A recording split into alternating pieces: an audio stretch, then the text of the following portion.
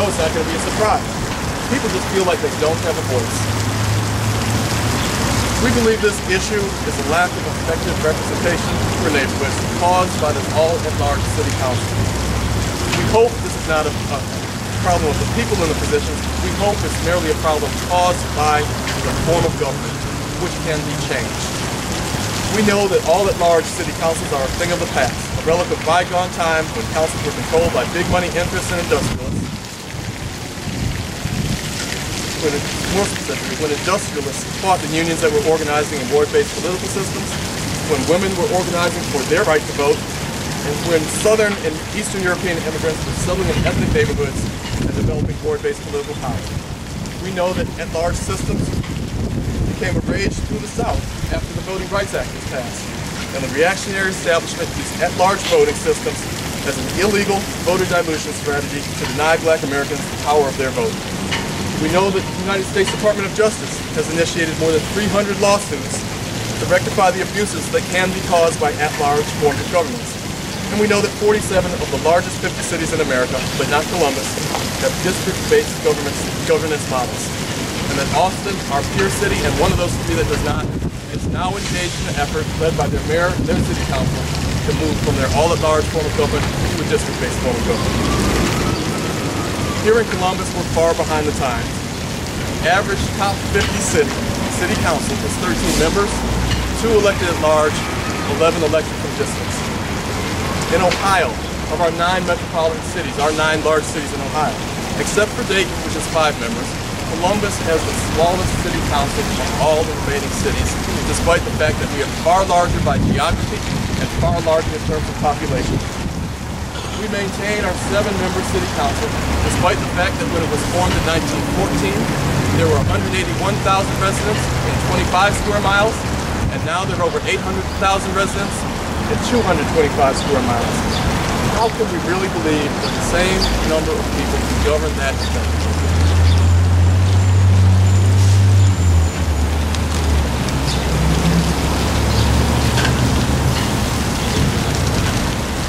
Some would say, and we've heard this recently, that ward or district-based governments cause conflict, and they point to Cleveland and Chicago, right? They say, no, those people can't get along there, it's because of the wards. To them we say, Cleveland and Chicago are very different electoral models.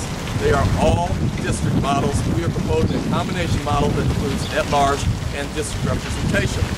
It is a different form of government, and to compare what we are proposing to what exists in Cleveland and Chicago today is inaccurate either through ignorance or purposefully in an effort to mislead and inflame tensions.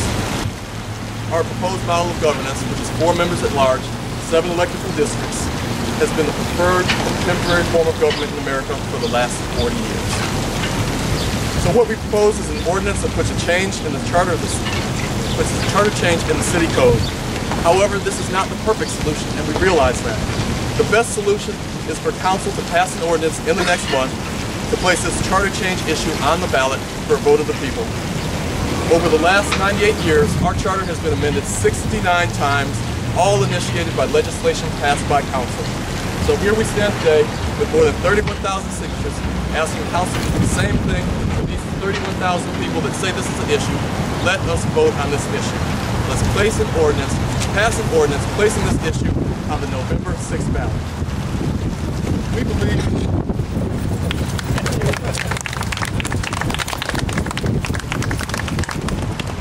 that our council should be responsive to the expressed desires of the citizens of Columbus to vote on this issue and to vote on this issue in November, this November. We ask for council to move expeditiously. We're aware of some unfortunate pushback from council about this idea, and we think it's premature. We think this should be a public debate, and we encourage council to work with us to make the wishes of the citizenry manifest.